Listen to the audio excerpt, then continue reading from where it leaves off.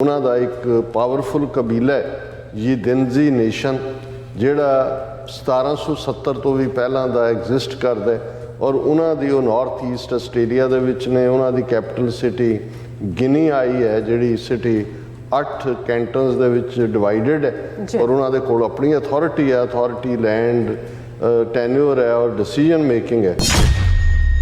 जुलाई 2023 दे विच इस उन्हां दा अपना रेफरेंडम चल रहा है इस नेटिव कबीले का यिदिनजी का जिस दे विच कि वो वध अधिकारां दे लई जिहड़ा है वो रेफरेंडम करवा रहे हैं। जिहड़े बुद्धिमान सिख ने उन्होंने ऑलरेडी इन्हां दे नाल यिदिनजी नेशन दे नाल और दूसरे जिहड़े उन्हां दे कबीले ने उन्हां नाल राबता खोलिया होया सी और खोलिया होया कि भाई तुसीं साडी मदद करो असीं तुहाडी मदद करांगे। यिदिनजी नेशन उन्हां दे मिस्टर मुरुमू वालूबरा जिन्हां दा जिहड़ा रैंक है वो minister for foreign affairs and trade in sovereign Yidindji government. इन्हां दी जिहड़ियां टैरीटरीज ने उहदे चों सॉवरन ने उन्होंने जॉइंट प्रैस कॉन्फ्रेंस की और उहदे च इन्हां ने मुरुमू वालूबरा ने खालिस्तान रेफरेंडम की हमायत की। बड़ी स्ट्रॉन्ग स्टेटमेंट उन्होंने दी कि भी इंडिया जिहड़ा सिग्नेटरी है इस इंडिजिनस पीपल्स के राइट का जिहड़ा कि राइट ऑफ सेल्फ डिटरमिनेशन है और सिख जिहड़े कि अपने हिस्टोरिकल उन्हां दा होमलैंड जिहड़ा जिस दे विच इस हक नूं मंगदे ने ताकि उन्हां दा फ्यूचर सिक्योर होए इस दी असीं हमायत करदे हां। क्वाड जिहदे च 4 मुल्क आस्ट्रेलिया इंडिया जापान और अमेरिका है उन्हां दी नैक्सट जिहड़ी मीटिंग है वो मई के महीने च सिडनी च होण जा रही है और ज़ाहिर है कि उस दे विच प्रधानमंत्री मोदी दे शामिल होने दीयां संभावनावां ने। और सिक्स फॉर जस्टिस ने कहा कि उसे ही मई महीने जदों सिडनी दे विच क्वाड दी मीटिंग होनी है उदों सिडनी शहर दे विच ये खालिस्तान रेफरेंडम करवाया जाएगा।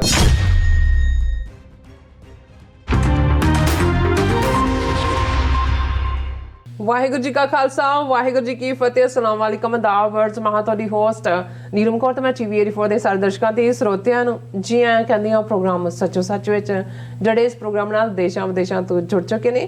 ਖਾਲਸਾ ਅਫੇਅਰ ਸੈਂਟਰ ਦੇ ਸੰਚਾਲਕ ਡਾਕਟਰ ਅਮਰਜੀਤ ਸਿੰਘ ਰੋਜ਼ਾਨਾ ਹੀ ਤਰ੍ਹਾਂ ਸਟੂਡੀਓ 'ਚ ਮੇਰੇ ਨਾਲ ਸ਼ਾਮਿਲ ਨੇ। ਆਓ ਉਹਨਾਂ ਨਾਲ ਗੱਲਬਾਤ ਕਰਕੇ ਅੱਜ ਦੇ ਵਿੱਚ ਉਸ ਉੱਪਰ ਉਹਨਾਂ ਦਾ ਤਬਸਰਾ ਜਾਣਦੇ ਹਾਂ। ਜੀ ਡਾਕਟਰ ਸਾਹਿਬ ਵਾਹਿਗੁਰੂ ਜੀ का ਖਾਲਸਾ ਵਾਹਿਗੁਰੂ ਜੀ की फतेह।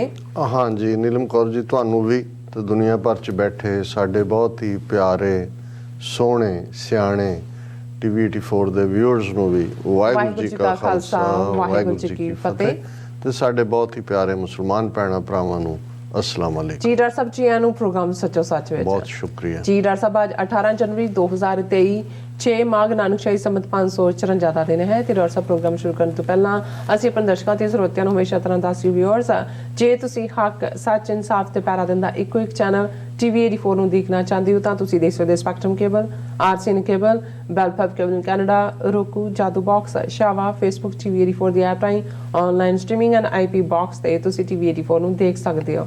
ਵਿਊਅਰਸ ਜੇ ਤੁਸੀਂ TV 84 ਨਾਲ ਜਾਂ ਪ੍ਰੋਗਰਾਮ ਸੱਚੋ ਸੱਚ ਨਾਲ फेसबुक राही जुड़े तो इस वध लाइक करो तो शेयर करो और नाल ही यूट्यूब पर सबसक्राइब भी करो। ये भी दस कि तुम TV 84 की ऐप में एंड्रॉयड एंड ऐप स्टोर पर डाउनलोड करके जो TV 84 की लाइव स्ट्रीम है इसमें 24 आवर्स देख सकते हो।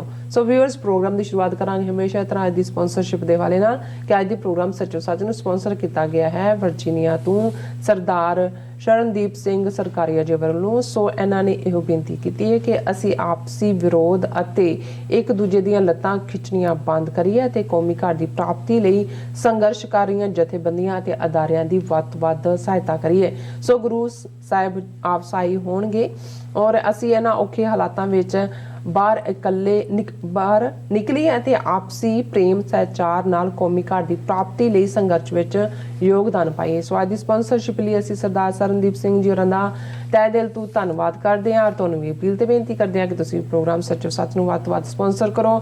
ਸਪਾਂਸਰਸ਼ਿਪ ਲਈ ਤੁਸੀਂ ਸਾਨੂੰ ਕਾਲ ਕਰ ਸਕਦੇ ਹੋ ਸਾਡੇ ਫੋਨ ਨੰਬਰ 23516619 1984 ਸੇਮ ਨੰਬਰ ਤੇ WhatsApp ਕਰ ਸਕਦੇ ਹੋ। ਤੁਸੀਂ ਸਾਨੂੰ ਈਮੇਲ ਵੀ ਕਰ ਸਕਦੇ ਹੋ info@tv84.tv ਤੇ।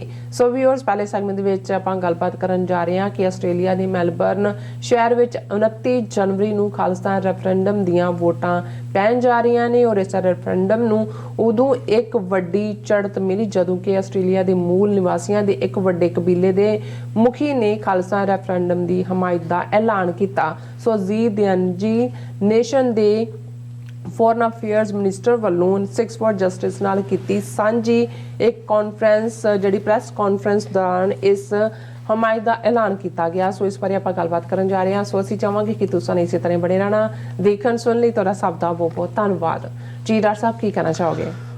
ਦੇਖੋ, ਸਭ ਤੋਂ ਪਹਿਲਾਂ ਤਾਂ ਅਸੀਂ ਆਪਣੇ ਉਹਨਾਂ ਸਾਰੇ ਵਿਊਅਰਸ ਦਾ ਸ਼ੁਕਰੀਆ ਅਦਾ ਕਰਦੇ ਹਾਂ ਜਿਨ੍ਹਾਂ ਨੇ ਕੱਲ੍ਹ ਦਾ ਸਾਡਾ ਪਹਿਲਾ ਸੈਗਮੈਂਟ ਜਿਹੜਾ ਬਾਬਾ ਰਾਮ ਸਿੰਘ ਜਿਨ੍ਹਾਂ ਨੇ ਕੂਕਾ ਲਹਿਰ ਨੂੰ ਹੀ ਨਹੀਂ ਜਨਮ ਦਿੱਤਾ, ਜਿਨ੍ਹਾਂ ਦੇ ਓਰੀਜਨਲ ਆਈਡੀਆਜ਼ ਵਰਲਡ ਹਿਸਟਰੀ ਦੇ ਵਿੱਚ ਰੈਕਗਨਾਈਜ਼ ਨੇ ਜੀ, ਔਰ ਖਾਸ ਤੌਰ ਤੇ ਜਿਵੇਂ ਸਰ ਕਪੂਰ ਸਿੰਘ ਜਿਨ੍ਹਾਂ ਨੇ ਸਪਤ ਸ੍ਰਿੰਗ ਆਪਣੀ ਲਿਖਤ ਦੇ ਵਿੱਚ ਦੁਨੀਆ ਦੀਆਂ 7 ਮਹਾਨ ਹਸਤੀਆਂ ਚੋਂ ਬਾਬਾ ਰਾਮ ਸਿੰਘ ਨੂੰ ਪਹਿਲੇ ਨੰਬਰ ਤੇ ਰੱਖਿਆ, ਕਿਉਂਕਿ ਉਹਨਾਂ ਦੇ ਐਫਰਟ ਦੇ ਨਾਲ ਹੀ ਉਹ ਥਾਟ ਜਿਸ ਨੂੰ ਬਾਅਦ 'ਚ ਗਾਂਧੀ ਨੇ ਆਪਣੇ ਨਾਂ ਪੇਟੈਂਟ ਕਰਵਾਇਆ, ਨਾਨ ਕੋਆਪਰੇਸ਼ਨ ਔਰ ਮਸੈਆ ਬਣ ਗਿਆ ਪੀਸ ਦਾ।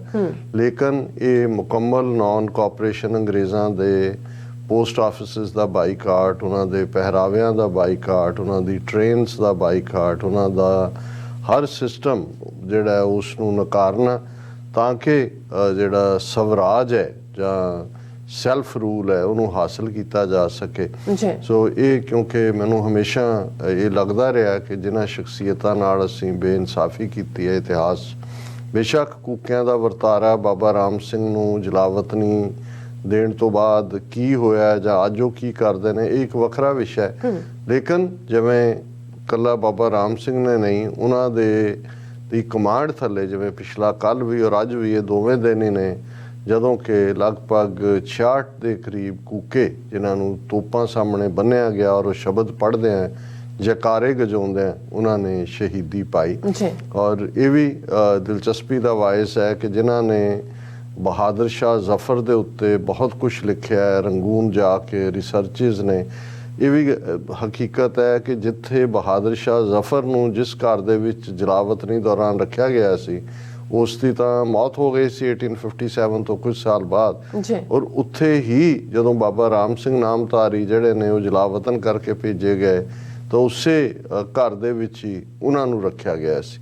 ਸੋ ਬਹੁਤ ਸਾਰੇ ਦਰਸ਼ਕਾਂ ਨੂੰ ਨੇ ਕਿਹਾ ਕਿ ਵੀ ਸਾਨੂੰ ਤਾਂ ਇਹ ਪਤਾ ਵੀ ਨਹੀਂ ਸੀ ਕਿ ਇਸ ਕਿਸਮ ਦਾ ਇੰਨਾ ਵੱਡਾ ਕਰੈਕਟਰ। ਅਸੀਂ ਤਾਂ ਕੂਕਿਆਂ ਦੀਆਂ ਪੱਗਾਂ, ਇਹਨਾਂ ਨੂੰ ਵੀ ਪੁੱਠੀਆਂ ਪੱਗਾਂ ਕਹਿੰਦੇ ਆ। ਦੂਜਾ ਇਹੀ ਨਹੀਂ, ਜੇ ਤੁਸੀਂ ਈਵਨ ਗੁਰਮਤ ਸੰਗੀਤ ਦੇ ਹਵਾਲੇ ਨਾਲ, ਬਾਣੀ ਪੜ੍ਹਨ ਦੇ ਹਵਾਲੇ ਨਾਲ ਔਰ ਇਹ ਸਾਰਾ ਵੀ ਦੇਖੋਗੇ ਤਾਂ ਬਹੁਤ ਸਾਰੀਆਂ ਨਰੋਈਆਂ ਪਰੰਪਰਾਵਾਂ ਜਿਹੜੀਆਂ ਉਹਨਾਂ ਨੇ ਐਸਟੈਬਲਿਸ਼ ਕੀਤੀਆਂ, ਸਾਦਾ ਜੀਵਨ, ਸਾਦਾ ਪਹਿਰਾਵਾ, ਸਾਦੇ ਵਿਆਹ, ਵਿਮਨ ਐਜੂਕੇਸ਼ਨ, ਕੁੜੀ ਮਾਰ ਦੇ ਨਾਲ ਬਿਲਕੁਲ ਨਾ ਵਰਤਣ ਦੀ ਲਾਈਨ, ਇਹ ਮੱਚ ਬਿਫੋਰ ਸੀ ਜਦੋਂ ਕਿ ਅਜੇ ਬਾਕੀ ਸੁਧਾਰ ਦੀਆਂ ਗੱਲਾਂ ਕਰਨ ਵਾਲੇ ਜਾਂ ਵਿਮਨ ਐਜੂਕੇਸ਼ਨ ਔਰ ਦੂਸਰੀ ਤਾਂ ਬਹੁਤ ਬਾਅਦ ਦੇ ਵਿੱਚ ਆਉਂਦੀ ਹੈ।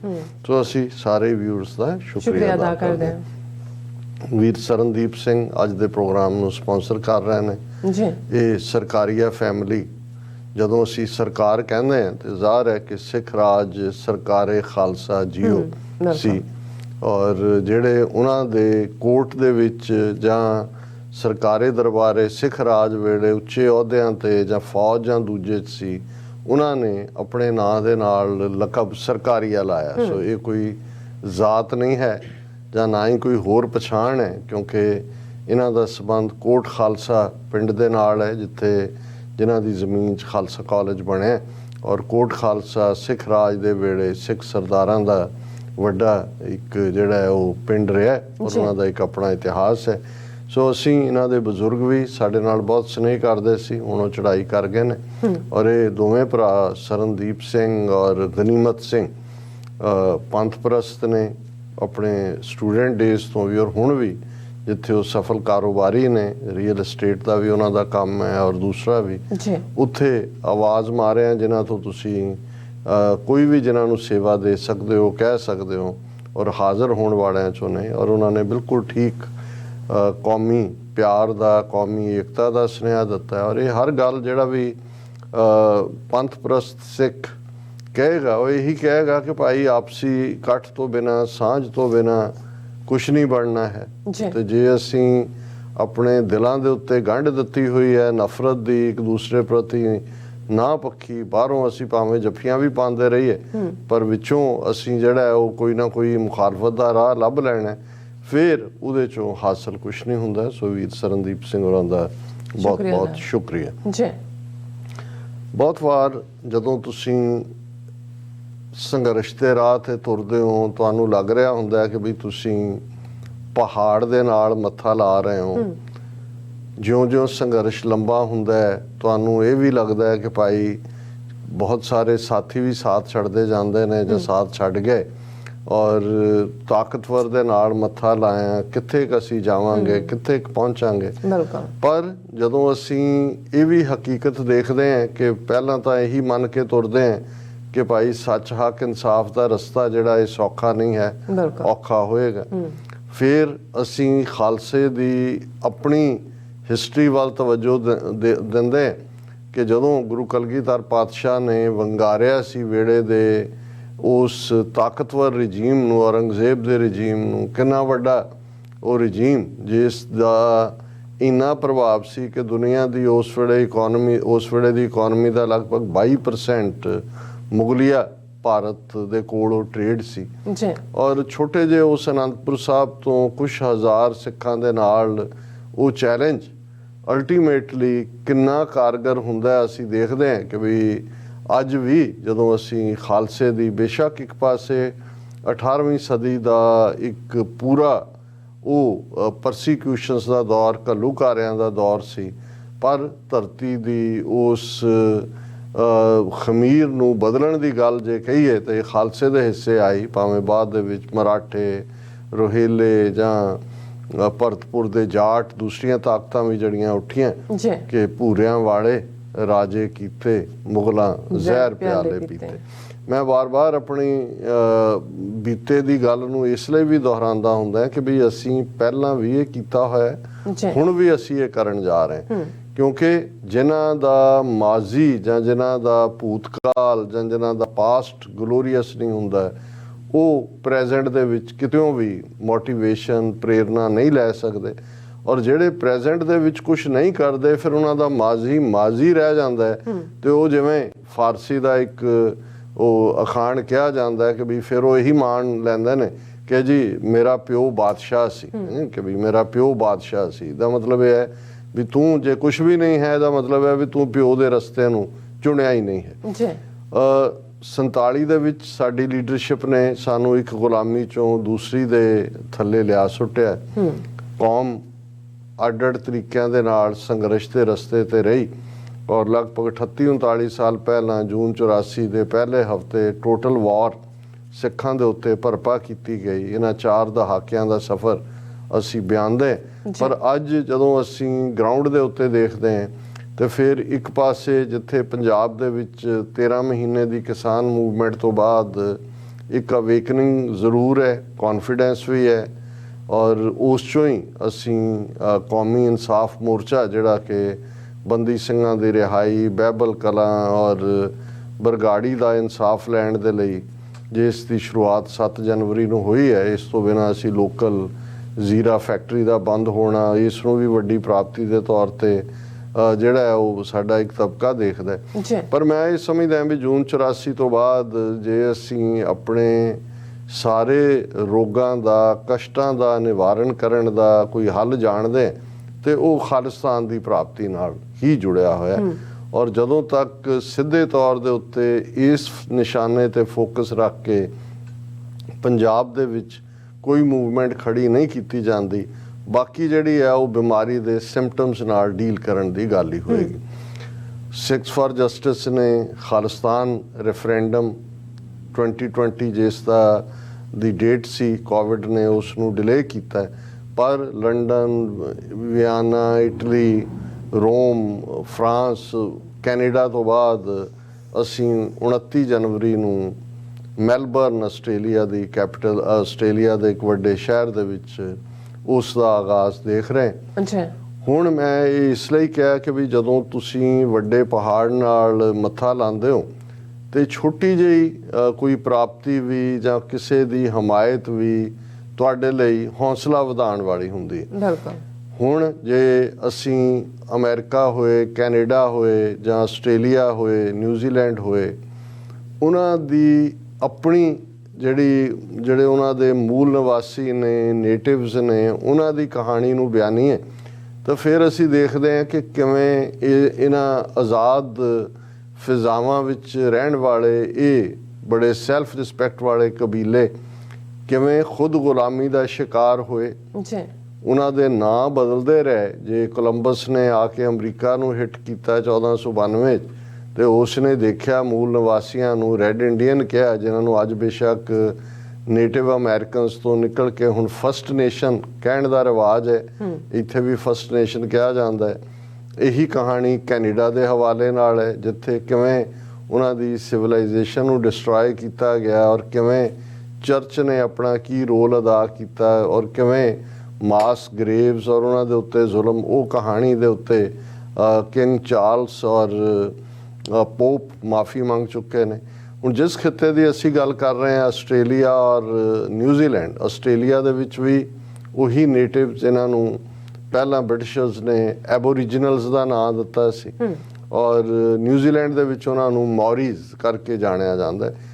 ਹੁਣ ਇਹਨਾਂ ਦੇ ਉੱਤੇ ਕਿੰਨੇ ਜ਼ੁਲਮ ਹੋਏ, ਕੀ ਹੋਇਆ। ਆਸਟ੍ਰੇਲੀਆ ਦੇ ਵਿੱਚ ਪਹਿਲੇ ਵਛਿੰਦੇ ਜਿਹੜੇ ਬ੍ਰਿਟਿਸ਼ ਦੇ ਕ੍ਰਿਮੀਨਲ ਸਨ, ਉਹਨਾਂ ਦੀਆਂ ਜੇਲ੍ਹਾਂ ਚੋਂ ਕੱਢ ਕੇ ਉਹਦੇ ਨੂੰ ਤਾਂ ਐਜ਼ ਏ ਜੇਲ੍ਹ ਹੀ ਉਹਨਾਂ ਦੇ ਲਈ ਕਿ ਭਾਈ ਸਮੁੰਦਰ ਦਾ ਆਲਾ ਦੁਆਲਾ ਹੈ ਕੰਟੀਨੈਂਟ 'ਚ, ਇਹਨਾਂ ਨੂੰ ਇੱਥੇ ਹੀ ਵਸਾਓ।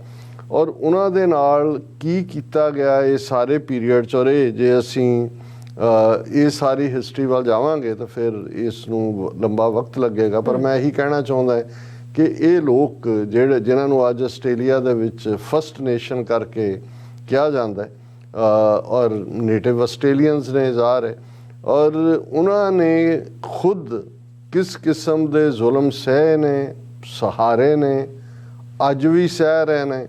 ਉਹਨਾਂ ਦੇ ਉੱਤੇ ਕਿਸ ਕਿਸਮ ਦੇ ਕਾਨੂੰਨ ਜਿਹੜੇ ਨੇ ਉਹ ਥੋਪੇ ਗਏ। ਉਹਨਾਂ ਦੀ ਇਹੀ ਨਹੀਂ ਵੀ ਉਹਨਾਂ ਨੂੰ ਫਿਜ਼ੀਕਲ ਹੰਟ ਕੀਤਾ ਗਿਆ, ਉਹਨਾਂ ਦੀਆਂ ਲੈਂਗੁਏਜਸ ਨੂੰ ਔਰ ਉਹਨਾਂ ਦੇ ਉੱਤੇ ਕਿਵੇਂ ਅੱਜ ਵੀ ਜੇ ਲਾਈਫ ਸਪੈਨ ਕਹਿਣਾ ਹੋਏ ਉਹਨਾਂ ਦਾ ਘੱਟ ਹੈ।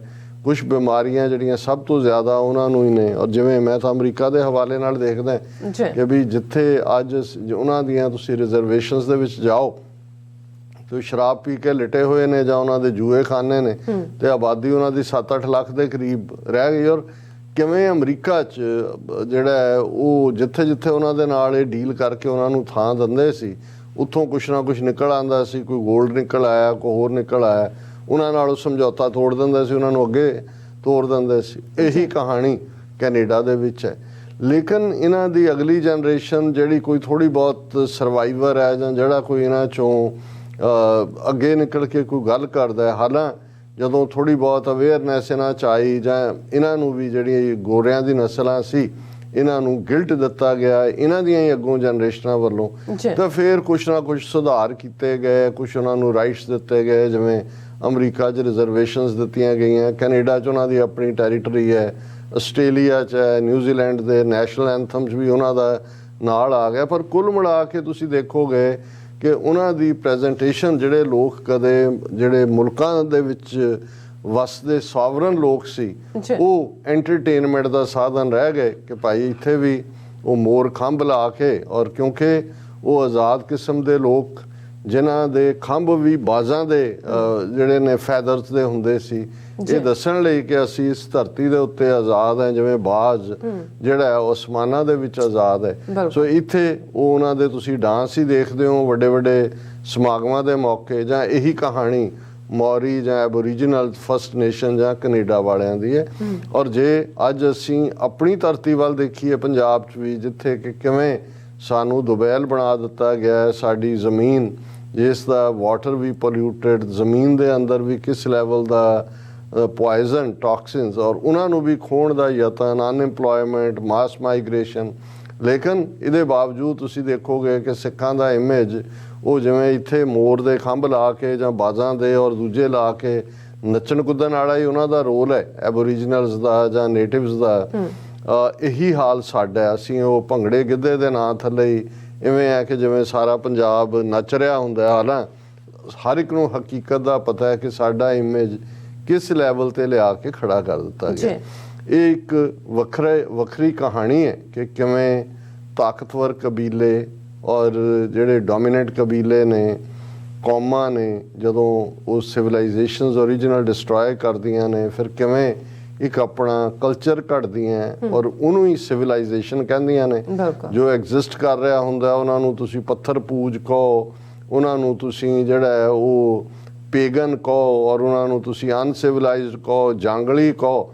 ਲੇਕਿਨ ਫਿਰ ਜੋ ਤੁਸੀਂ ਆਪਣਾ ਉਹਨਾਂ ਦੇ ਉੱਤੇ ਥੋਪਣਾ, ਉਹ ਥੋਪ ਕੇ ਤੁਸੀਂ ਹੌਲੀ ਉਹਨਾਂ ਦਾ ਜਾਂ ਨਾਮੋ ਨਿਸ਼ਾਨ ਮਿਟਾ ਦਿੰਦੇ ਹੋ ਜਾਂ ਉਹਨਾਂ ਨੂੰ ਆਪਣੇ 'ਚ ਜ਼ਮ ਕਰ ਲੈਂਦੇ ਹੋ। ਇਹੀ ਗੱਲ ਜਦੋਂ ਅਸੀਂ ਮਿਲਾਨ ਕੁੰਦਰਾ ਨੂੰ ਕੋਟ ਕਰਦੇ ਹਾਂ ਤੇ ਇਹ ਰੈਲੇਵੈਂਸਡ ਹੈ ਹਰ ਉਸ ਸਿਵਲਾਈਜੇਸ਼ਨ ਦੇ ਲਈ ਜਿਸ ਨੂੰ ਤਬਾਹ ਕੀਤਾ ਗਿਆ ਜਾਂ ਜਿਹੜੀ ਤਬਾਹੀ ਦੇ ਰਾਹ ਤੇ ਪਾਈ ਹੋਈ ਹੈ ਕਿ first step towards liquidation of a people is to destroy its books, its culture, its history. Then have somebody to write new books, invent new culture, create new history. Before long, those people will forget what they were and what they are. ਹੁਣ ਇਹੀ ਕਹਾਣੀ ਇਹਨਾਂ native ਕਬੀਲਿਆਂ ਦੀ ਹੈ।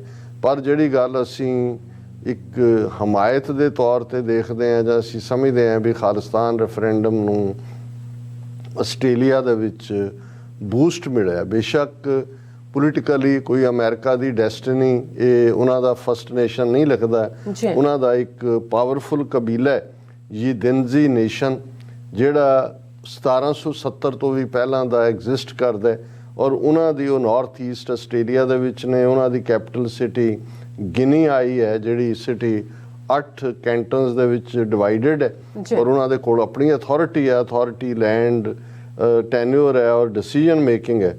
ਔਰ ਇਹਨਾਂ ਨੇ ਕਿਉਂਕਿ ਆਸਟ੍ਰੇਲੀਆ ਦੇ ਵਿੱਚ ਵੀ ਇਹਨਾਂ ਦੀਆਂ ਆਪਣੀਆਂ ਰਿਪਰੈਜ਼ੈਂਟੇਸ਼ਨਸ ਨੇ ਔਰ ਆਪਣਾ ਇਹਨਾਂ ਨੂੰ ਇੱਕ ਸਿਸਟਮ ਦਿੱਤਾ ਹੋਇਆ, ਲੇਕਿਨ ਫਿਰ ਵੀ ਜੁਲਾਈ 2023 ਦੇ ਵਿੱਚ ਉਹਨਾਂ ਦਾ ਆਪਣਾ ਰੈਫਰੈਂਡਮ ਚੱਲ ਰਿਹਾ ਹੈ ਇਸ ਨੇਟਿਵ ਕਬੀਲੇ ਦਾ, ਯਿਦਿੰਜ਼ੀ ਦਾ, ਜਿਸ ਦੇ ਵਿੱਚ ਕਿ ਉਹ ਵੱਧ ਅਧਿਕਾਰਾਂ ਦੇ ਲਈ ਜਿਹੜਾ ਹੈ ਉਹ ਰੈਫਰੈਂਡਮ ਕਰਵਾ ਰਹੇ ਨੇ। ਹੁਣ ਇਸ ਸਾਰੇ 'ਚ ਸਾਡੇ ਆਸਟ੍ਰੇਲੀਆ ਤੋਂ ਵੀਰ ਜਿਹੜੇ ਸਾਡੇ ਨਾਲ ਇਨ ਟੱਚ ਵੀ ਰਹਿੰਦੇ ਨੇ ਸਮੇਂ-ਸਮੇਂ, ਉਹਨਾਂ ਨੇ ਇਸ ਰੈਫਰੈਂਡਮ ਦਾ ਤਾਂ ਜ਼ਿਕਰ ਕੀਤਾ ਸੀ ਕਿ ਜੁਲਾਈ 2023 ਦੇ ਵਿੱਚ ਉਹਨਾਂ ਦਾ ਆਪਣਾ ਰੈਫਰੈਂਡਮ ਹੋਣ ਜਾ ਰਿਹਾ ਔਰ ਉਹ ਕਾਫੀ ਅਵੇਅਰ ਨੇ। ਉਹਨਾਂ ਦੇ ਨੁਮਾਇੰਦੇ ਜਿਹੜੇ ਸਿੱਖ ਨੁਮਾਇੰਦਿਆਂ ਨਾਲ ਵੀ ਤਾਲੁਕ ਰੱਖਦੇ ਰਹੇ, ਕਿਉਂਕਿ ਜਿਹੜੀ ਡਿਵੈਲਪਮੈਂਟ ਕੋਈ ਪੋਜ਼ਿਟਿਵਿਟੀ ਦੀ ਆਉਂਦੀ ਹੈ ਕੋਈ ਓਵਰਨਾਈਟ ਨਹੀਂ ਆ ਜਾਂਦੀ। ਉਸ ਦੇ ਪਿੱਛੇ ਭਾਵੇਂ ਬਿਹਾਈਂਡ ਦਾ ਕਰਟਨ ਕੰਮ ਕਰਨ ਵਾਲੇ ਲੋਕ ਹੁੰਦੇ ਨੇ ਜਿਹੜੇ ਪਬਲਿਸਿਟੀ ਨਹੀਂ ਲੱਭ ਰਹੇ ਹੁੰਦੇ, ਲੇਕਿਨ ਇਸ ਕੋਈ ਸ਼ੱਕ ਨਹੀਂ ਹੈ ਕਿ ਉੱਥੋਂ ਦੇ ਜਿਹੜੇ ਬੁੱਧੀਮਾਨ ਸਿੱਖ ਨੇ ਉਹਨਾਂ ਨੇ ਆਲਰੇਡੀ ਇਹਨਾਂ ਦੇ ਨਾਲ ਯਿਦਿੰਜ਼ੀ ਨੇਸ਼ਨ ਦੇ ਨਾਲ ਔਰ ਦੂਸਰੇ ਜਿਹੜੇ ਉਹਨਾਂ ਦੇ ਕਬੀਲੇ ਨੇ ਉਹਨਾਂ ਨਾਲ ਰਾਬਤਾ ਖੋਲ੍ਹਿਆ ਹੋਇਆ ਸੀ ਔਰ ਖੋਲ੍ਹਿਆ ਹੋਇਆ ਕਿ ਭਾਈ ਤੁਸੀਂ ਸਾਡੀ ਮਦਦ ਕਰੋ, ਅਸੀਂ ਤੁਹਾਡੀ ਮਦਦ ਕਰਾਂਗੇ। ਔਰ ਮੈਂ ਸਮਝਦਾ ਵੀ ਉਸ ਦੀ ਇੱਕ ਵਿਜ਼ੀਬਲ ਉਦਾਹਰਣ ਅੱਜ ਸਾਹਮਣੇ ਆਈ ਜਦੋਂ ਕਿ ਮੈਲਬਰਨ ਦੇ ਵਿੱਚ ਸਿੱਖਸ ਫਾਰ ਜਸਟਿਸ ਔਰ ਇਹਨਾਂ ਦਾ ਇਸ ਜਿਹੜਾ ਜਿਸ ਨੇਟਿਵ ਫਸਟ ਨੇਸ਼ਨ ਦੀ ਮੈਂ ਗੱਲ ਕੀਤੀ ਹੈ ਯਿਦਿੰਜ਼ੀ ਨੇਸ਼ਨ, ਉਹਨਾਂ ਦੇ ਮਿਸਟਰ ਮੁਰਮੂ ਵਾਲੂਬਰਾ ਜਿਨ੍ਹਾਂ ਦਾ ਜਿਹੜਾ ਰੈਂਕ ਹੈ ਉਹ minister for foreign affairs and trade in sovereign Yidindji government, ਇਹਨਾਂ ਦੀ ਜਿਹੜੀਆਂ ਟੈਰੀਟਰੀਜ਼ ਨੇ ਉਹਦੇ 'ਚੋਂ ਸੋਵਰਨ ਨੇ, ਉਹਨਾਂ ਨੇ ਜੁਆਇੰਟ ਪ੍ਰੈਸ ਕਾਨਫਰੰਸ ਕੀਤੀ ਔਰ ਉਹਦੇ 'ਚ ਇਹਨਾਂ ਨੇ ਮੁਰਮੂ ਵਾਲੂਬਰਾ ਨੇ ਖਾਲਿਸਤਾਨ ਰੈਫਰੈਂਡਮ ਦੀ ਹਮਾਇਤ ਕੀਤੀ ਔਰ ਉਹਨਾਂ ਨੇ ਕਿਹਾ ਕਿ ਵੀ ਜੋ ਵੀ what the United Nations Declaration of Rights on Indigenous People could mean for Sikh community at an international level। और फिर उन्होंने कहा with the Republic of India voluntarily signing up the United Nations Declaration of Rights on Indigenous People, it becomes incumbent upon India to fulfill its obligations of recognizing Sikh people's right to self-determination in their historical homeland, the Indian governed Punjab, to settle the past and secure the future, said Walubara. ਬੜੀ strong statement ਉਹਨਾਂ ਨੇ ਦਿੱਤੀ ਕਿ ਵੀ India ਜਿਹੜਾ ਇਹ ਸਿਗਨੇਟਰੀ ਹੈ ਇਸ indigenous people's ਦੇ ਰਾਈਟ ਦਾ, ਜਿਹੜਾ ਕਿ ਰਾਈਟ ਆਫ ਸੈਲਫ ਡਿਟਰਮੀਨੇਸ਼ਨ ਹੈ। ਔਰ ਸਿੱਖ ਜਿਹੜੇ ਕਿ ਆਪਣੇ ਹਿਸਟੋਰੀਕਲ ਉਹਨਾਂ ਦਾ ਹੋਮਲੈਂਡ ਜਿਹੜਾ ਜਿਸ ਦੇ ਵਿੱਚ ਇਸ ਹੱਕ ਨੂੰ ਮੰਗਦੇ ਨੇ ਤਾਂ ਕਿ ਉਹਨਾਂ ਦਾ ਫਿਊਚਰ ਸਿਕਿਉਰ ਹੋਏ, ਇਸ ਦੀ ਅਸੀਂ ਹਮਾਇਤ ਕਰਦੇ ਹਾਂ। ਔਰ ਇਸ ਪ੍ਰੈਸ ਕਾਨਫਰੰਸ ਸ਼ਾਮਲ ਹੋਣ ਲਈ ਮਿਸਟਰ ਵਾਲਬਰਾ ਜਿਹੜੇ ਨੇ ਆਪਣੇ ਯਿਦਿੰਜ਼ੀ ਨੇਸ਼ਨ ਜਿਹੜਾ ਕਿ ਕੈਰਨ ਦੇ ਵਿੱਚ ਉੱਥੋਂ ਫਲਾਈ ਕਰਕੇ ਪਹੁੰਚੇ ਔਰ ਉਹਨਾਂ ਨੇ ਜਿਹੜਾ ਇਸ ਦੀ ਉਹਨਾਂ ਦੀ ਹਮਾਇਤ। ਔਰ ਇਸ ਗੱਲ ਦਾ ਧਿਆਨ ਰਹੇ ਕਿ ਯਿਦਿੰਜ਼ੀ ਨੇਸ਼ਨ ਜਿਹੜੇ ਨੇ ਇਹ ਵਿਦਿਨ ਇਹਨਾਂ ਦਾ ਆਪਣਾ ਪਾਸਪੋਰਟ ਵੀ ਹੈ, ਇਹ ਫੋਰਨ ਗਵਰਨਮੈਂਟਸ ਨਾਲ ਵੀ ਡੀਲ ਕਰਦੇ ਨੇ, ਇਹਨਾਂ ਦੀ ਆਪਣੀ ਕਰੰਸੀ ਵੀ ਹੈ। ਔਰ ਇਸ ਸਾਰੇ ਦੇ ਨਾਲ ਹੀ ਕਿਉਂਕਿ ਇਸ ਪ੍ਰੈਸ ਕਾਨਫਰੰਸ ਦੇ ਵਿੱਚ ਡਾਕਟਰ ਬਖਸ਼ੀਸ਼ ਸਿੰਘ ਸੰਧੂ ਔਰ ਗੁਰਪਤਵੰਤ ਸਿੰਘ ਪੰਨੂ ਇਹਨਾਂ ਨੇ ਸ਼ਮੂਲੀਅਤ ਕੀਤੀ ਔਰ ਉਹਨਾਂ ਨੇ ਤਾਂ ਬਰੀਫ ਕੀਤਾ ਕਿ ਭਾਈ ਕਿਵੇਂ 29 ਜਨਵਰੀ ਨੂੰ 9 ਵਜੇ ਤੋਂ 5 ਵਜੇ ਤੱਕ ਖਾਲਿਸਤਾਨ ਰੈਫਰੈਂਡਮ ਦੀਆਂ ਵੋਟਾਂ ਪੈਣਗੀਆਂ ਔਰ 18 ਸਾਲ ਔਰ ਉਸ ਤੋਂ ਜ਼ਿਆਦਾ ਉਮਰ ਦੇ ਜਿਹੜੇ ਵੀ ਨੇ ਉਹ ਇਸ ਦੇ ਲਈ ਐਲੀਜੀਬਲ ਹੋਣਗੇ ਵੋਟਾਂ ਪਾਉਣ ਲਈ। ਔਰ ਉਹਨਾਂ ਨੇ ਜਿਵੇਂ ਡਾਕਟਰ ਸੰਧੂ ਨੇ ਕਿਹਾ ਕਿ ਭਾਈ ਇਹ ਜਿਹੜਾ ਹੱਕ ਹੈ ਰੈਫਰੈਂਡਮ ਦਾ, ਇਹ ਸਕਾਟਿਸ਼ ਲੋਕਾਂ ਨੇ 2014 ਦੇ ਵਿੱਚ ਇਸਤੇਮਾਲ ਕੀਤਾ। ਬ੍ਰਿਟਿਸ਼ ਗਵਰਨਮੈਂਟ ਨੇ ਉਹਨਾਂ ਨੂੰ ਇਹ ਹੱਕ ਦਿੱਤਾ ਹੈ ਜਿਹੜਾ UN ਦੇ ਚਾਰਟਰ 'ਚ ਜ਼ਾਹਰ ਹੈ। ਕੈਨੇਡਾ ਦੇ ਕੁਬੈਕ ਰੀਜਨ ਦੇ ਵਿੱਚ 1980 ਔਰ 1995 ਦੇ ਵਿੱਚ ਇਸ ਹੱਕ ਦੀ ਵਰਤੋਂ ਜਿਹੜੀ ਹੈ ਕਿਊਬੈਕਰਸ ਨੇ ਕੀਤੀ। ਔਰ ਉਹਨਾਂ ਨੇ ਕਿਹਾ ਵੀ ਈਵਨ ਜੇ ਇੰਡੀਆ ਦੇ ਕੰਟੈਕਸਟ ਵੀ ਕਹਿਣਾ ਹੋਏ ਤੇ ਉਸ ਨੇ 1948 'ਚ ਜੂਨਾਗੜ੍ਹ 'ਚ ਔਰ 1975 ਦੇ ਵਿੱਚ ਸਿੱਕਮ ਦੇ ਵਿੱਚ ਰੈਫਰੈਂਡਮ ਕਰਵਾ ਕੇ ਕਿਹਾ ਸੀ ਕਿ ਜੀ ਇੱਥੋਂ ਦੇ ਲੋਕ ਭਾਰਤ ਦੇ ਨਾਲ ਰਹਿਣਾ ਚਾਹੁੰਦੇ ਨੇ। ਉਹਨਾਂ ਨੇ ਆਸਟ੍ਰੇਲੀਅਨ ਗਵਰਨਮੈਂਟ ਦਾ ਸ਼ੁਕਰੀਆ ਵੀ ਕੀਤਾ ਕਿ ਉਹਨਾਂ ਦੇ ਉੱਤੇ ਭਾਰੀ ਦਬਾਅ ਹੋਣ ਦੇ ਬਾਵਜੂਦ ਉਹਨਾਂ ਨੇ ਖਾਲਿਸਤਾਨ ਰੈਫਰੈਂਡਮ ਅਲਾਉ ਕੀਤਾ।